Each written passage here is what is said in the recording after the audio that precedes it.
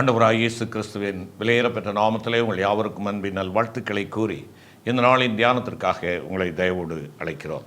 அன்பான நேயர்களே, கர்த்தருடைய கிருபையினாலே நம்முடைய ஊழியங்கள் ஆசீர்வாதமாக நடைபெற்று வருகிறது. Go and tell somebody missionary இயக்கத்தினுடைய ஊழியங்களை தேவன் கனப்படுத்தி ஆசீர்வித்து வருகிறார்.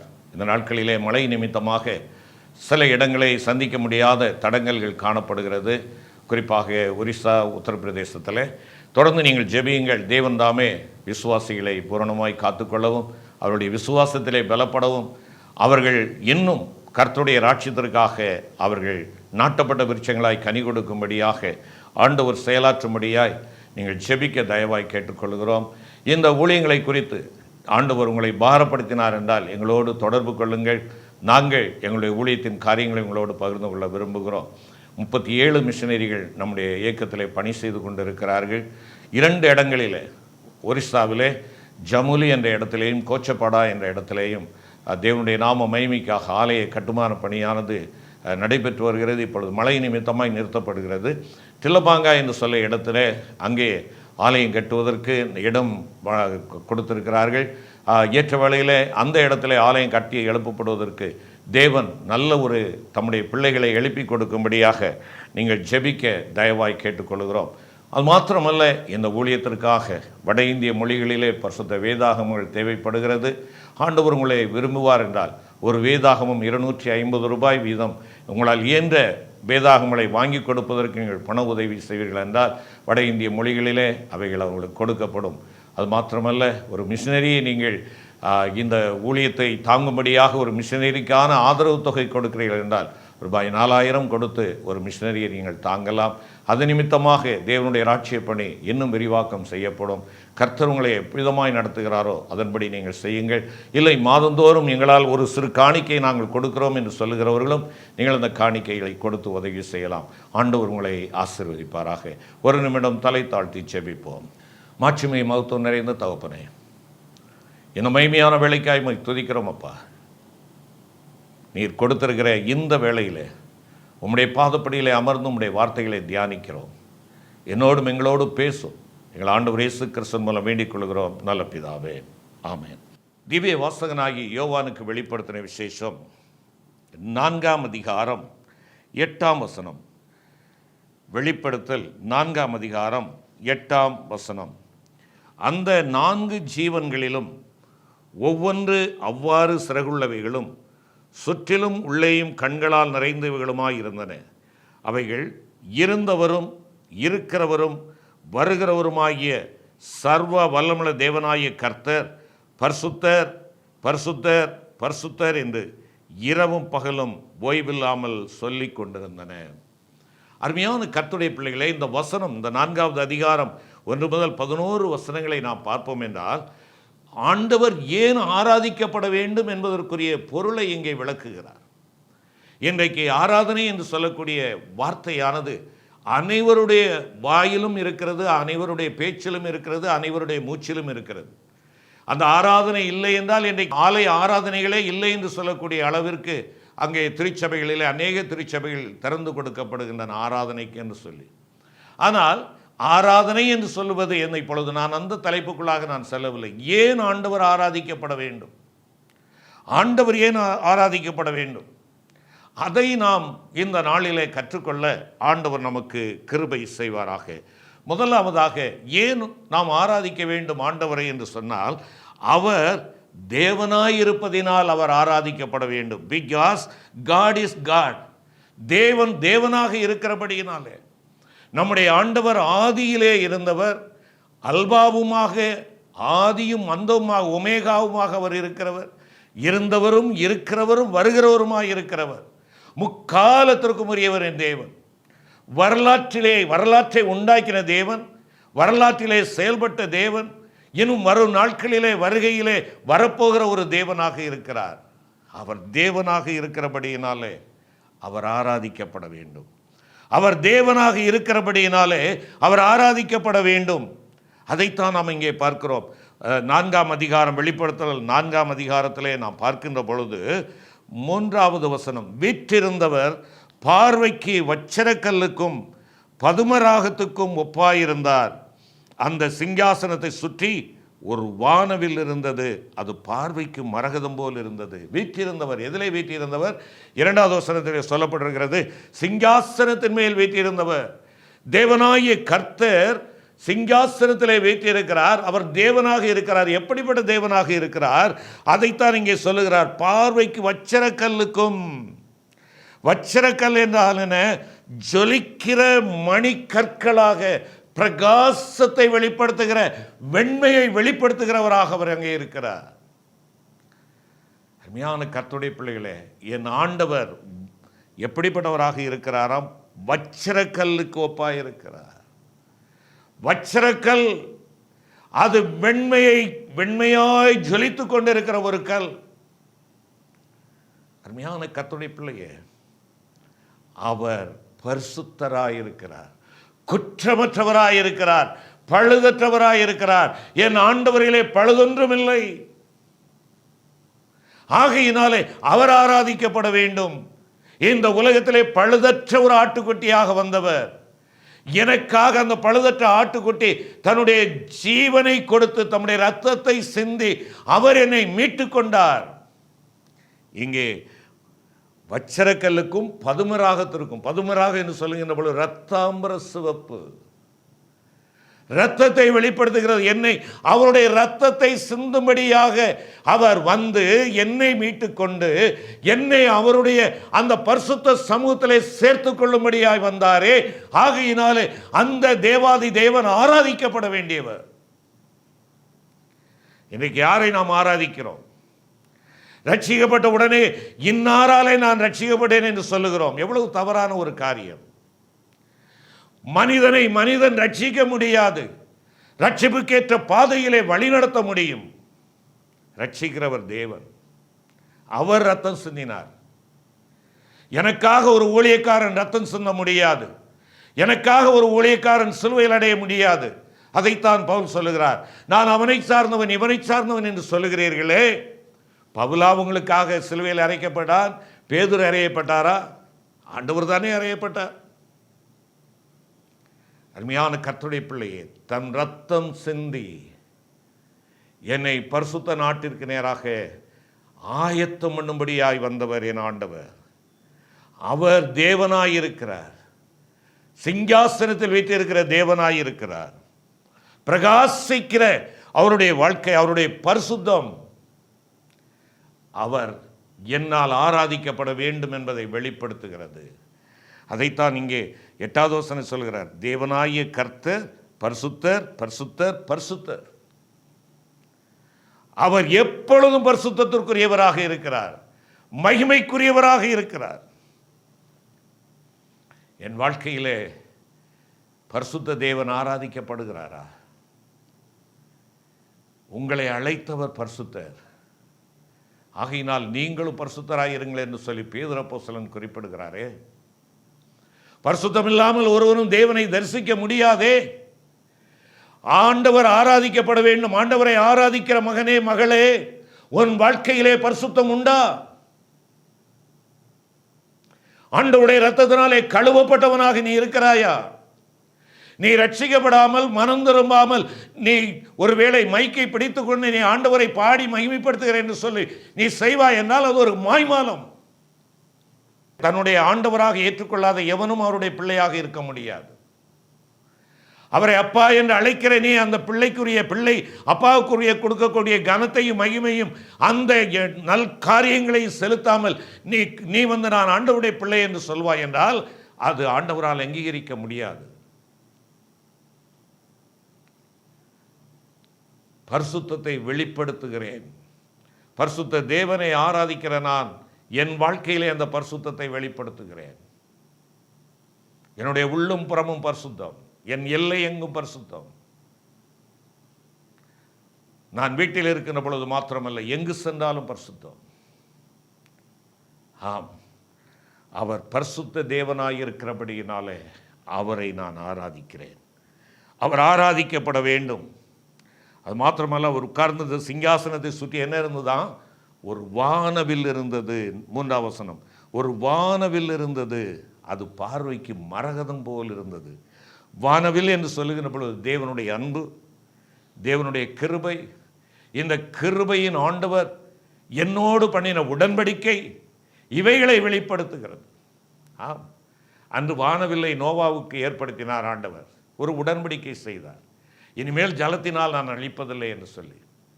அருமையான கர்த்தருடைய பிள்ளைகளே, உனக்கும் எனக்கும் ஆண்டவர் உடன்படிக்கை செய்திருக்கிறார். அது ஆண்டவருடைய விலையேற பெற்ற இரத்தத்தினாலே செய்து கொண்ட அந்த உடன்படிக்கை. ஆகையினாலே அன்பு செலுத்தினார், கிருபையை காண்பித்தார், உன்னோடு உடன்படிக்கை செய்தார். அவர் ஆராதிக்கப்பட வேண்டியவர், அவர் ஆராதிக்கப்பட வேண்டியவர். ஏன்? அவர் தேவனாய் இருக்கிறபடியினாலே. இதைத்தான் ஏசாயா 41ஆம் அதிகாரம் 10வது வசனத்திலே நாம் பார்க்கிறோம். அவர் தேவன். அந்த தேவன் எப்படிப்பட்ட தேவனாக இருக்கிறாராம்? பயப்படாதே, நான் உன்னுடனே இருக்கிறேன், என்னுடைய பிரசன்னம் உன்னோடு இருக்கிறது.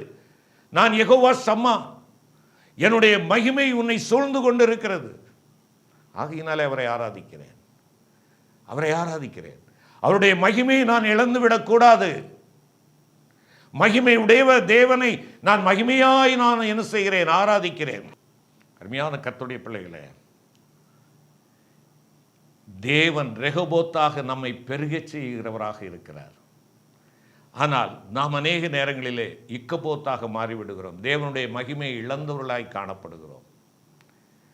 தேவன் நம்முடைய மகிமையை இழப்பதற்கல்ல, நாம் ரெகோபோத்தை போல பலுகி பெருக வேண்டும் என்று சொல்லி விரும்புகிறவராக இருக்கிறார். ஆகையினாலே இன்றும் அவர் ஆளுகை செய்கிறவராக இருக்கிறார். அவர் ஆராதிக்கப்பட வேண்டியவர், அவர் ஆராதிக்கப்பட வேண்டியவர். அவர் என் தேவன், சர்வ வல்லமுள்ள தேவன். அதைத்தான் அங்கே சொல்லுகிறார். அவர் எலோகிம், அவர் சர்வ வல்லமுடைய ஒரு தேவன். அவர் என்னை பலப்படுத்துகிற தேவன். அவர் யெகோவா ரப்பா, என்னுடைய காயங்களை கட்டுகிறவர், என்னை பலப்படுத்துகிறவர்.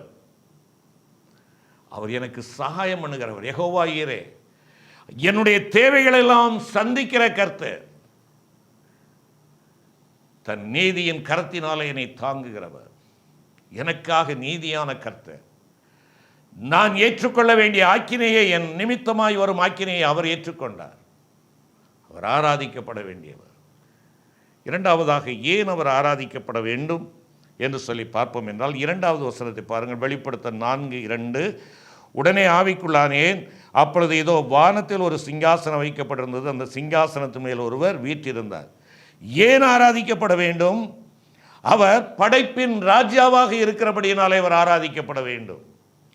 படைப்பின் ராஜாவாக அவர் இருக்கிறார். அவர் தேவனாய் இருக்கிறபடியினாலே நாம் அவரை ஆராதிக்க வேண்டும். அந்த தேவனாய் இருக்கிறவர் படைப்பின் ராஜாவாக இருக்கிறார். ஆதியிலே வார்த்தை இருந்தது, அந்த வார்த்தை தேவனாய் இருந்தது, அந்த வார்த்தை தேவனிடம் இருந்தது என்று சொல்லி பார்க்கிறோம். ஆகையினாலே வார்த்தையினாலே வையகத்தை உண்டாக்கின தேவன் உன்னையும் என்னையும் கூட அவர் உண்டாக்கினார்.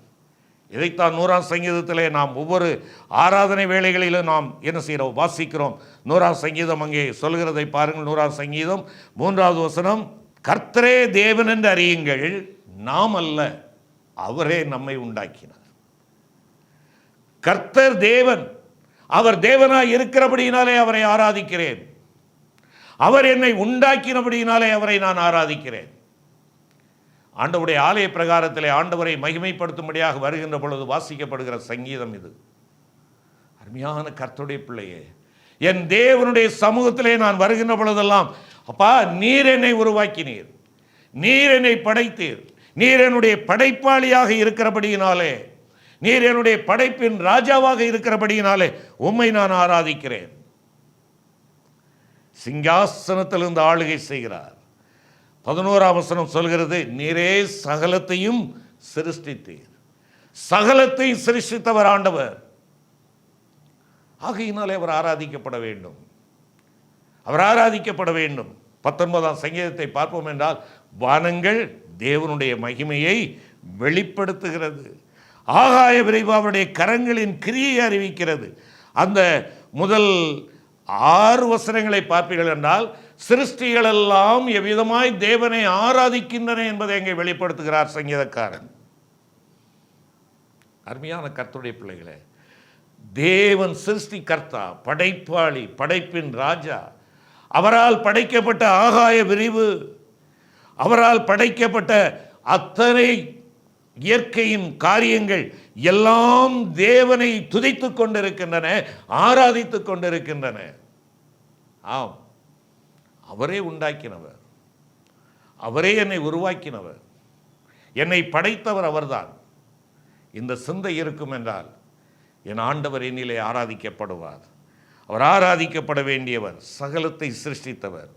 அருமையான கர்த்தருடைய பிள்ளையே, இன்றைக்கு யாரோ சொல்லுகிறார்கள் என்பதற்காக அல்ல, யோசித்துப்பார். உன்னை உண்டாக்கியவர், உன்னை உண்டாக்கியவர், உன்னை உருவாக்கியவர், தம்முடைய சாயலிலே படைத்தவர். எல்லாவற்றுக்கும் மகுடமாக இருப்பது அதுதான். தன் சாயலிலே படைத்தார். மற்ற ஏனைய சிருஷ்டிப்பெல்லாம் வாயின் வார்த்தைகளினாலே உண்டாக்கினார். ஆனால் உன்னையும் என்னையுமோ அவர் வேலை செய்து மண்ணெடுத்து பொம்மையாக உருவாக்கி தன்னுடைய ஜீவ சுவாசத்தை அதனுடைய நாசியிலே ஓதினார். பிரியமான சகோதரா சகோதரி, உன்னை படைத்தவர் ஆண்டவராகிய கர்த்தர் என்பதை மறந்து போகாது. அந்த படைத்த ஆண்டவரை, சிருஷ்டியாக இருக்கிற நீயும் நானும் நம்மை படைத்த படைப்பாளியை ஆராதிக்க நாம் அழைக்கப்படுகிறோம். ஏன் ஆண்டவர் ஆராதிக்கப்பட வேண்டும்? என்னை உண்டாக்கியவர் அவர், என்னை உருவாக்கியவர் அவர், என்னை படைத்தார், என்னை பார்க்கிறார். என்னை பார்க்கின்ற பொழுது என் மீது அவருடைய அன்பு வெளிப்படுகிறது. எல்லாவற்றையும் பார்த்து நல்லது என்று கண்டார். ஆனால் மனிதன் தனிமையாயிருப்பது நல்லதல்ல என்று கண்டார். படைக்கிறார் பாருங்கள், அவருடைய படைப்பின் பரிபூரணத்தை நாம் அங்கே பார்க்கிறோம். ஆகையினாலே மனிதனுக்கு ஏற்ற ஒரு துணையை உண்டாக்க வேண்டும் என்று சொல்லி அவனுக்கு ஒரு துணையை உண்டாக்குகிறார். அங்கே தேவனுடைய கரிசனையையும் தேவனுடைய செயல்பாட்டையும் நாம் அங்கே பார்க்கிறோம். கரிசனை கொள்ளுகிற மக்கள் ஏராளம் உண்டு. ஐயோ பாவம் என்று சொல்லி பரிதாபப்படுகிறவர்கள் ஏராளம் உண்டு. பரிதாபத்தோடு அதற்குரிய பரிகாரத்தை செய்கிறவராக இருக்கிறார். ஆகையினாலே ஏற்ற துணையை உண்டாக்கி கொடுத்தார். நல்லதல்ல என்று கண்டவர் அன்பு செலுத்தினார். அன்பு செலுத்தினார். அவன் நிறைவுள்ளவனாக இருக்க வேண்டும், பரிபூர்ணப்பட்டவனாக இருக்க வேண்டும் என்று சொல்லி அந்த சிருஷ்டிப்பிலே அவனுக்கு ஒரு துணையை உண்டாக்கினார். பிரியமான கர்த்தருடைய பிள்ளையே, ஆகையினாலே உன்னை உண்டாக்கினவர், உன் குடும்பத்தை உண்டாக்கினவர், உனக்காக நன்மைகளை கொடுக்கும்படியாய் உண்டாக்கினவர், அவர் ஆராதிக்கப்பட வேண்டியவர். ஏன் ஆராதிக்கப்பட வேண்டும்? மூன்றாவதாக நாம் பார்க்கின்ற பொழுது ஏன் அவர் ஆராதிக்கப்பட வேண்டும் என்றால், அவர் என்னுடைய மீட்பர். God has wrought redemption. தேவன் எனக்கு மீட்பை கொண்டு வந்தார். ஆகையினாலே அவர் ஆராதிக்கப்பட வேண்டும். அவர் தேவனாக இருக்கிறபடியினாலே அவர் ஆராதிக்கப்பட வேண்டும். அவர் படைப்பாளியாக, படைப்பின் ராஜாவாக அரசாண்டு கொண்டிருக்கிறபடியினாலே ஆராதிக்கப்பட வேண்டும். அவர் என்னை மீட்டெடுத்தபடியினாலே அவர் ஆராதிக்கப்பட வேண்டும். தேவனே மீட்பை அருளினார். 4வது வசனத்தில் பாருங்க, அந்த சிங்காசனத்தை சூழ 24 சிங்காசனங்கள் இருந்தன. 24 மூப்பர்கள் வெண் வஸ்திரம் தரித்து தங்கள் சிரசுகளில் பொன்முடி சூடி அந்த சிங்காசனங்களின் மேல் உட்கார்ந்திருக்க கண்டேன். மீட்கப்பட்ட கூட்டம் அங்கே உட்கார்ந்திருப்பதை பார்க்கிறோம். அதைத்தான் அங்கே வெளிப்படுத்துகிறது. வெண் வஸ்திரம் தரித்து, ஆட்டுக்குட்டியின் ரத்தத்தினாலே தங்களுடைய அங்கிகளை தோய்த்து வெளுத்தவர்கள். அருமையான கர்த்தருடைய பிள்ளையே, நீ படைப்பிலே ஆண்டவருக்கு சொந்தமானவன். ஆனால் நீ விழுந்து போனாய். தேவனுடைய வார்த்தைக்கு கீழ்ப்படியாத ஒரு மனுக்குலமாய் போனபடியினாலே அந்த தேவனுடைய உறவை இழந்து போனவனுடைய வாழ்க்கையிலே அந்த உறவை மீண்டெடுத்து கொடுக்கும்படியாக ஆண்டவர் இந்த உலகத்திலே வந்தார். தன்னுடைய இரத்தத்தை சிந்தி தேவனுக்கும் உனக்கும் இடையே இருக்கக்கூடிய பகையை சிலுவையினாலே ஒன்றாக்கி இருதரத்தாரை ஒன்றாக்கினார். தூரமாயிருந்த நம்மை அவருக்கு சமீபமாக்கினார். மீட்கப்பட்டோம். மீட்கப்பட்டவர்களாக நாம் காணப்படுகிறோம். எப்படி ஆண்டவர் மீட்டெடுத்தார் அதை நாம் பார்க்கின்ற பொழுது ராஜாக்களும் ஆசாரியர்களுமாக நம்மை தெரிந்து கொண்டார் என்பதாக சொல்லி பார்க்கிறோம். பேதுரு அங்கே குறிப்பிடுகின்றதான வேளையிலே 1 பேதுரு 2ஆம் அதிகாரம் 9வது வசனம், 1 பேதுரு 2:9, நீங்களோ உங்களை அந்தகாரத்தினின்று தம்முடைய ஆச்சரியமான ஒளியினிடத்திற்கு வரவழைத்தவருடைய புண்ணியங்களை அறிவிக்கும்படிக்கு தெரிந்து கொள்ளப்பட்ட சந்ததியாயும் ராஜரீகமான ஆசாரிய கூட்டமாயும் பரிசுத்த ஜாதியாயும் அவருக்கு சொந்தமான ஜனமாயும் இருக்கிறீர்கள்.